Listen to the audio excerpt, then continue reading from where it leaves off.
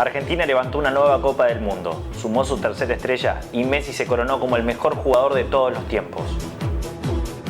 Emmanuel Macron vio desde la tribuna cómo Mbappé y compañía se tuvieron que conformar con el subcampeonato después de una final para el infarto.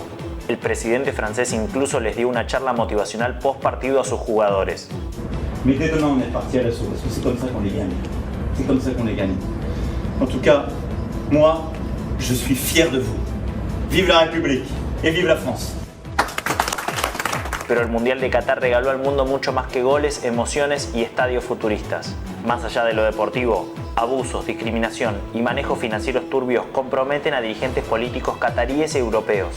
En el último informe de 2022 nos adentramos en todo eso que el Mundial nos dejó.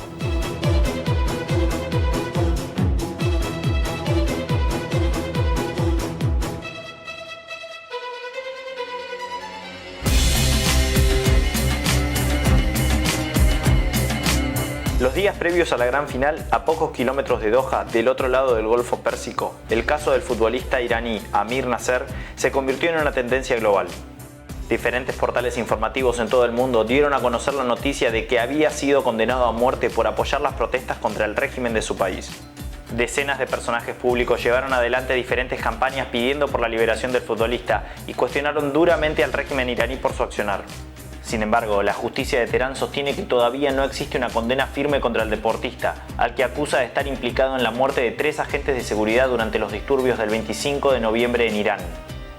La polémica se sumó al supuesto llamado de atención que recibió el plantel iraní luego de abstenerse de cantar el himno en el primer partido del Mundial frente a Inglaterra. Ese gesto se interpretó como un apoyo a las mujeres y a las víctimas de las manifestaciones en ese país. Mientras la copa avanzaba y la escaloneta se acercaba al sueño de la consagración, se destapó un escándalo que envuelve al gobierno catarí y a varios funcionarios de la Unión Europea.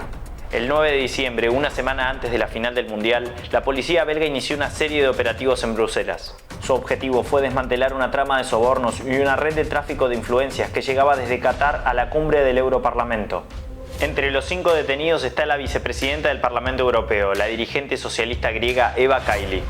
La misma que meses antes aseguraba que Qatar estaba a la vanguardia en derechos laborales y que sufría el acoso de los medios occidentales.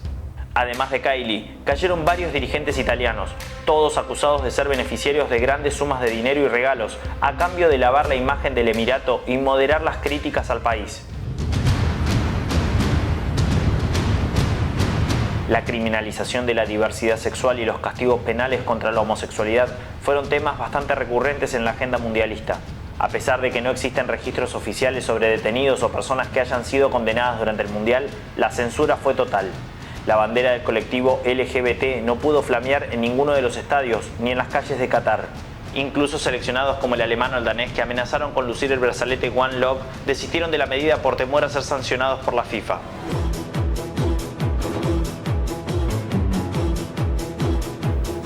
Qatar dejó mucho más que la coronación de Leo Messi como el mejor futbolista de todos los tiempos. Y aunque poco tengan que ver las elecciones y cueste dejar la euforia de lado, siempre es importante recordar que no todo lo que brilla es oro. Bueno amigos de YouTube, hasta acá llegamos hoy. Y como siempre, si les gustó el material, denle like, compártanlo y suscríbanse al canal. Mi nombre es Fernando Villarroel. Nos vemos la próxima.